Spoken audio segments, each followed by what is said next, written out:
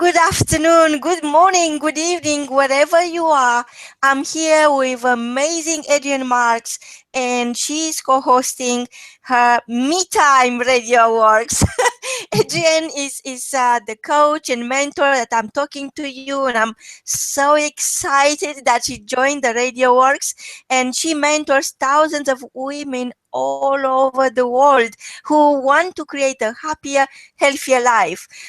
Adrienne is the author of Me Time. She is the founder of her own coaching program to bring happiness and the Eden of happiness into your life, even on online virtual retreat. And she chosen to be here with us and come and meet you each week to share her story and answer your questions. So welcome to the second episode, Me Time Radio Works. Over to you, Adrienne. Okay, hi Marina. As always, it's lovely to be talking to you. I'm really excited about this. I've had an interesting time since I last spoke with you, and I know that people have asked various questions, and people are really concerned about, it's all very well to call it, me time, but what does that actually mean? And I've had two things that have happened to me in the last couple of days, conversations that I had with people that will really explain exactly what me time is. The first one, I was talking to this lovely lady yesterday evening, in fact, and she was originally, she's absolutely gorgeous. She was originally she was in advertising, and she was telling me how stressed and unhappy she was. Her health was really suffering, and she found that she just couldn't do it. She was, her social life, nothing was working for her in her life, and she decided that she was going to stop. So she thought, well, I like beauty and things like that. So she said, so what I'm going to do is I'm going to start my own business. So she started her own sort of beauty business, and she said that was okay, but she still wasn't feeling totally happy, and she just thought, I still not totally fulfilled. I don't really know what's going on, but I'm going to just sort of take some time and really think about what I want to do. So she thought about it and realized that what she really wanted to do, she likes animals, she likes cats and dogs. So she's become a cat and dog sitter. She takes dogs out for walks, and she's also doing her beauty business on the side. And she said to me, I've been earning a lot less, but do you know what? She said, I can't tell you how happy I am. And that, that made me think, oh my God, that's real me time. Because she's doing what makes her heart sing. She's doing what makes her happy. And it's not about the money she's giving back. She's still helping people by looking after their dogs and their cats and taking the dogs for a walk, which is great. So she's getting good exercise rather than sitting in an office all day, being stressed out when she was in the advertising agency. And she's still doing her beauty stuff as well. So I just thought that was an amazing example of me time. And the other one was this morning, I was talking to a taxi driver. I don't know. Do you have Uber taxis in LA? We certainly have. Yes, I use them quite a lot, actually. What an amazing service! A friend of mine had sent me a link ages ago, and I haven't really had an opportunity to use them. But this morning I did, and I signed up, and within 5 minutes I had a taxi at my door. Yes. And it was just incredible, absolutely incredible. The link came through and said, "Oh, I'll be there in 5 minutes," and I'm sure it wasn't 5 minutes. And he turned up, and off we went. So me being me, I was chatting away to him and talking, and saying what a wonderful service I thought it was. And he said he's been an Uber taxi driver for something like, I think he said just over a year now. And he said one of the things he loved about it was the fact that it gave him time to do other stuff. And I said, so what else do you do? And he said that he does a sort of a business, mentoring business, and some other things as well, but round sort of health and fitness. And he said the thing is that it just gives him time. He said, unlike being in a job, he's finding it very satisfactory doing it, but it gives him all the time. And when he doesn't want to do any, so he said, so I normally do maybe 3-4 days of my one business, and then 2 or 3 days at the taxi driving. And he said, you know what? He said, I've never been happier. He said, it gives me the free time. I get to be my own boss.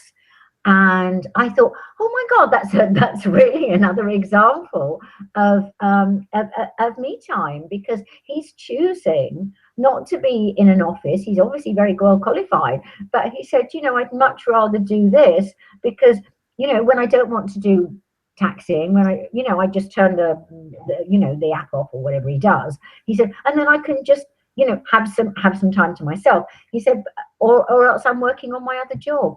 And I thought, what's another perfect example? Because that's really what it's about. It's not conforming. It's I heard somebody over the weekend say, it's not about thinking outside the box. It's about finding the right box for you. And I thought, wow, isn't that an amazing expression?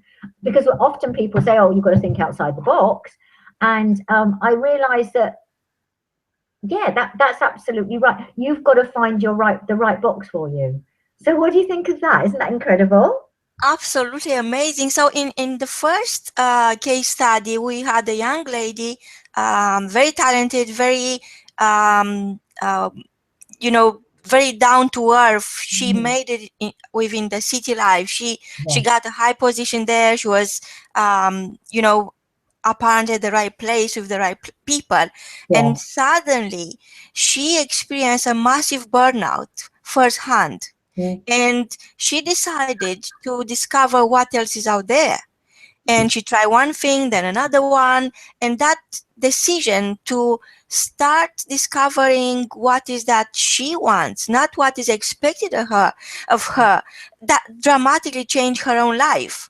And what she did, she downshifting everything away from the busy city to settle in a beautiful, quiet place and create beautiful things and work with beautiful beings and being with dogs and cats and fulfilling her life in a different way than a monetary way. So that's such a great example, because I met thousands of women and men actually alike around the world that they are trying out. They are looking out for solution to ditch the stress and the overwhelm and find that magic of bliss and that magic of love for their own life every single day without feeling guilty that they are letting somebody down or they're leaving somebody behind. Or this me time seems that with the second case study with the Uber driver, and I met so many, and the funny thing, Adrienne, is that I'm at the back. I sit at the back as you would in a taxi, and they talk. I don't see their faces, but I see their true gift, their true life when we are talking, and everybody, every single one of them actually is writing a book about their story. They start sharing their story now, hundreds of people. And that's in one city. So you start to prioritize me time. So once you start to prioritize me time, actually the word time, I'm thinking now, it's half of the word time is me. So surely it must be something there that should make us think must be more to life, must be more in life than just being controlled by time instead of controlling your own time. So once you start to prioritize me time in your own life, you have to be ready for some massive changes. Am I correct? Absolutely. And sometimes it's not easy. As I say, with Amy, she said, she's earning less money, but I think you've got to decide what's really important, and that way be able to go inside. And sometimes it's not easy for people to admit what's really causing the problem. It could be a job, it could be a relationship, it could be their health, it could be all sorts of things. And sometimes we just go along on what I call the hamster wheel, and we're too scared, because it is very, very frightening. Change is very, very scary. And so we have to admit to ourselves, because sometimes we can fool other people, but it's very, very difficult to fool ourselves. And if things aren't working in our lives, whether it's our health, whether it's our relationships, we can feel out of alignment.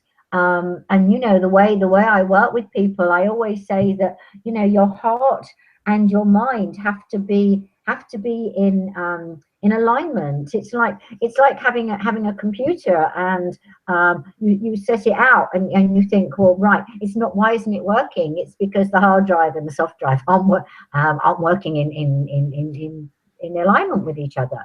So they have to be together.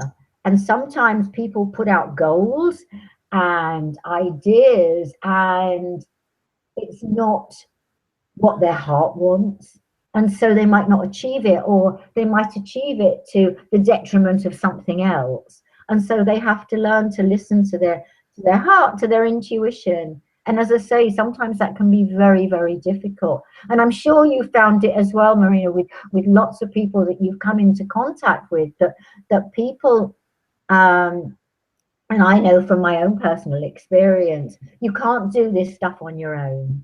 You really need some help. You need, because it's not easy to do it on your own. So you need someone who's been there, someone who's done it, who can actually say, right, this is what you need to be doing. This is how you need to change. And I don't mean in a really sort of, in a sort of dictatorial way, but in a way that gives love and compassion, but also says, you know what, this is what you need to be changing. This is what you need to be looking at, and guide them very, very gently. So that, it's like with a child, when a child's learning to walk, you don't just sort of stand it up on its feet and say, all right, off you go. You could do that on your own and go off and do something else.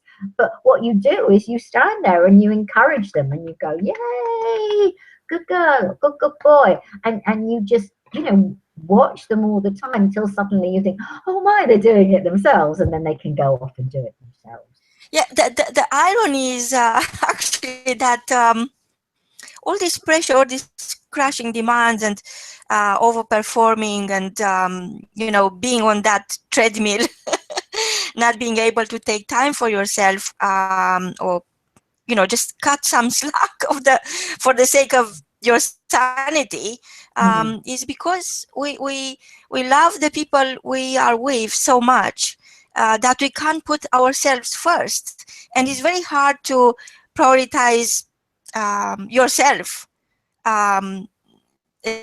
Especially, I don't think it's different when you are a parent, or I don't think it's a difference. I think it's always somebody which is more important than you.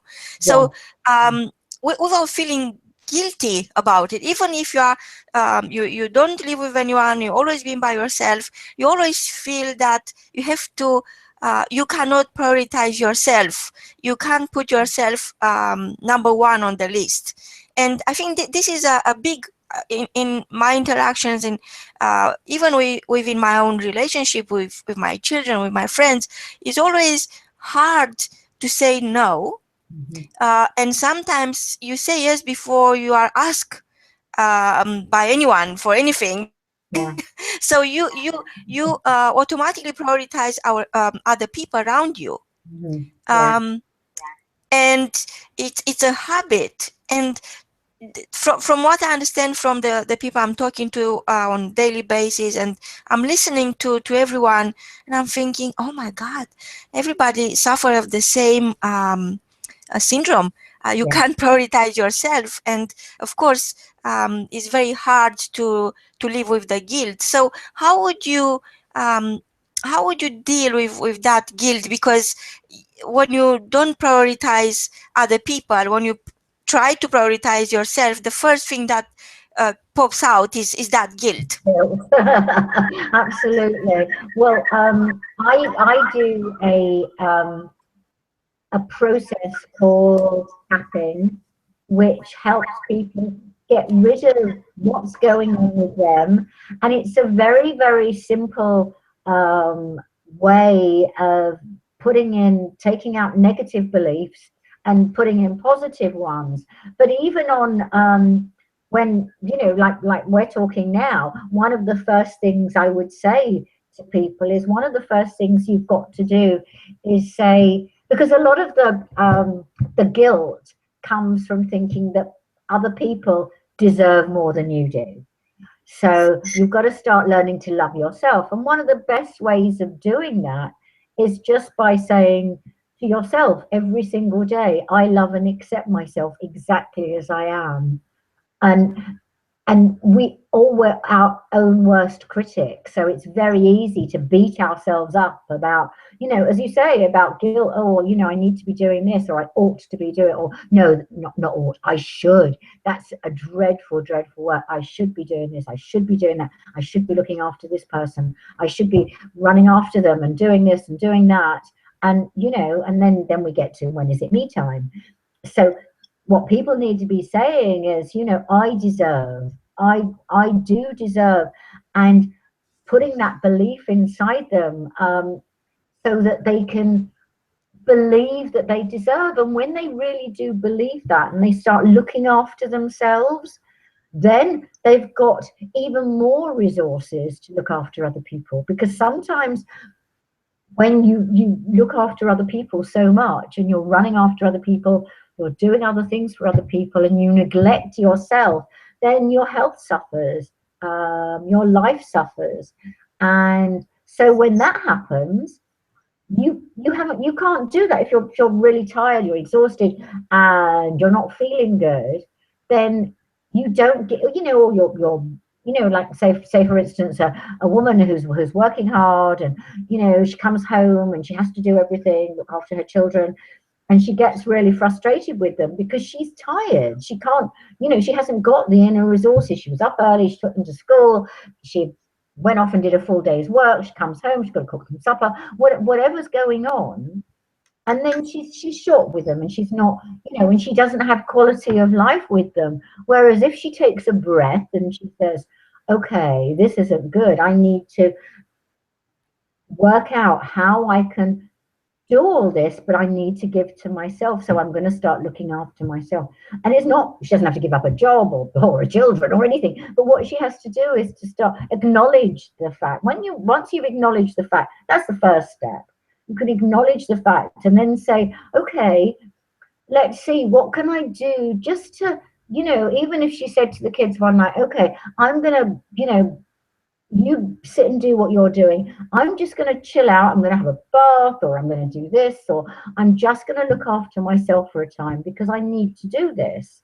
Because once I do that, then I've got more love to give you. I've got more strength, and I need that to be able to look after you. But it's being honest with people, because often what happens is we're frightened that if we don't say yes to people all the time and look after them and care for them, they're not going to love us. And that's really scary. So we think we have to keep doing this. Often it will happen in a family where a woman is, there's a brother, and then there's her, and she finds that she's, running to look after her parents as they're getting older, and her brother doesn't do very much because his wife will be saying, oh, you should be at home looking, with the children, with us, whereas she just is expected to do it. And you often find that with older parents, it's always the woman that's doing the looking after. It's always the daughter. It's very, very, very rarely the son. And I have, that's probably a sweeping generalization. There's probably lots of men listening going, oh, I'm going to get hold of that woman and beat her up. But that's usually the case, unfortunately. So you are saying, Adrienne, that taking time of yourself got not only psychological and physical benefits, but is actually not a luxury. And you should not feel, under no circumstances, you should attach guilt to it. Is almost like, it's all about maintaining a good sense of self. Absolutely, absolutely, and you have to do that to be able, as I say, to keep your inner resources. Because if your inner resources are depleted, if you're always giving to other people, if you're always doing, then you're not going to have anything left. And things will suffer. Your relationships will suffer. Your health will suffer. Because nobody is Superwoman, and we all need some time for ourselves. But as I say, it's very difficult, and we do have to learn to say, put your hand up and go, okay, this is me time. This is mine. I need to relax. I need to chill out for a half an hour or an hour, or just be here in my own self, and just learning to love yourself. And as I say, it's a very, very good way of starting by saying, I love myself, I'm okay, and getting rid of the critical voice that says, oh, you should be doing this, you should be doing that. And it's like, shut up, I don't need to be doing that. I need to be looking after myself, and putting in good thoughts and loving yourself. And it can be something really, really simple, as I say, just sitting and relaxing, giving yourself an hour, half an hour when you first come in of an evening, and just saying, okay, I just need this time to sort of just chill and be me. And actually saying to people that you live with, I need this time, and you have to, just look after yourselves for an evening, and I just need this.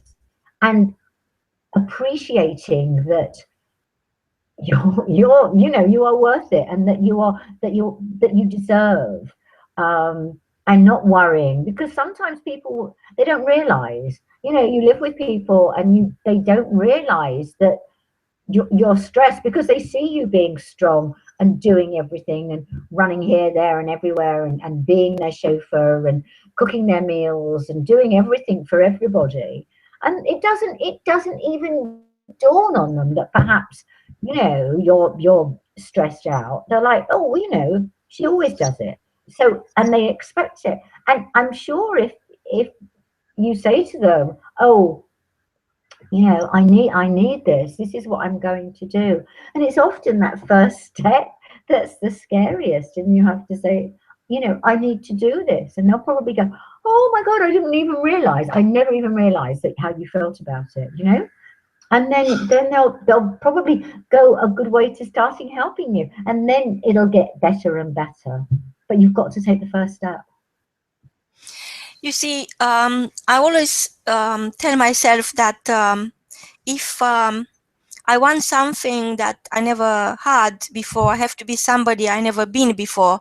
And I wake up in the morning thinking, what questions can I ask myself today to make it better?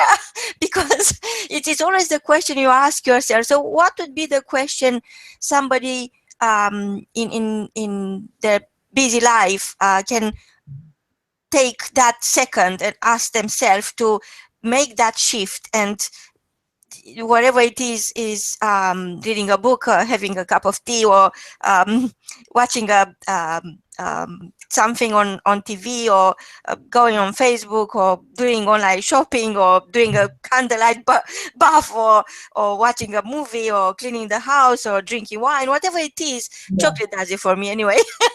Whatever it is. So what is the question I can ask myself in the morning to make it better? Okay. How can I look after myself today? Very How, nice. Yeah. that's really, how can I love myself today? How can I give to others without detracting from myself? What can I what good things can I do for myself today? And as you say, it might be chocolate, it might be a glass of wine, it might be something. And you go about your daily stuff, and the answer will come. Yeah, chill out for half an hour and read a book. Watch that series on television that you want to. Call up a friend that you haven't spoken to. There's nothing like being with good friends, and just laughing and just sharing experiences. That is so good. And not being afraid to ask other people for help. How can I receive as well as give? And that's what we have to learn to do. We have to learn to receive, because a lot of people, as I say, are very, very good at giving, and they don't know how to receive for themselves. So That, that's that, that's maybe That's a that's magic. That's a magic point you just made. maybe that's I love you forever. I wish I knew you before before I burn myself out. So I know you've been through a lot, and for you to found your inner peace and the love you have in your life, and share your magic with everyone, um, is the result of a very how shall I put, not exciting, but perhaps challenging time before you become who you are, and you arrive at this point in your life when you can help thousands of people who experience burnout to change their life, and making that shift and having that breakthrough to understand that life doesn't need to be hard. You are allowed to have a blissful life. You are allowed to have magic in your life. So tell me, how do you spend your me time? Usually with friends, and I like a glass of wine, or watching something on television, a series, because I some of the series I really like. Reading, I even as a child I loved reading. So my dad always used to say that when I was reading a really good book, I would like so concentrate and be so in the story that the house could have burnt down round me, and I wouldn't have noticed. I haven't quite got that concentration anymore, but I still love reading. I still love reading. A lot of the time I read, other sort of gurus and other things. But one of the nice things to do as well is just to read some fiction. Just a bit of escape. Something that just makes your heart sing. Something that makes you go, oh yeah, that's lovely. And it just takes you away from whatever's going on in your life for half an hour or an hour, that blissful feeling of just escaping into another world. And another thing I love, of course, is travel, visiting other places and meeting new people. That for me is just that's just a fabulous thing to do, and I love it. I do a fair amount of traveling, and probably not as much as I want to and will do. But yes, I'm always traveling, and I enjoy it. Sunshine, if you can, being out in the sunshine, just doing nice things, walking and talking to people, all sorts of things. I love it. Wonderful. So to bring balance in your life, you really need to pick up the phone, to go online and find Adrienne Marks. I know she got this great, amazing heart, and she's giving away the free me time session, strategy session. So please write down Adrienne's location worldwide. And over to you, Adrienne. Just let our listener your exact details so they could contact you. What is your website address? Perhaps that's the best way. Otherwise, they could come to marinanani.com. But perhaps it would be useful for them to go to your website and see what is available there for them and register for the Me Time strategy session with the fabulous Adrienne Marks. Okay, thank you, Marina. Yes, the website is theawareness.co.uk, and you can find me there. You can find me on Twitter. You can find me on Facebook. Yeah, theawarenesszone.co.uk, and if and also my book as well. My book has a website, so that's www.metimebook.com. So there you are. Yeah. Oh, I'd love to. Wonderful. Thank you so much, Adrienne, and thank you Yeah. everyone who are listening right now. And we are coming back next week, and we are waiting for your questions. Ask great questions, because life cannot be but great. Thank you. Thank you. Have a great good evening, a good day, and a great morning. Thank you. Thank you. Thank you, Marina. Bye bye. Bye bye.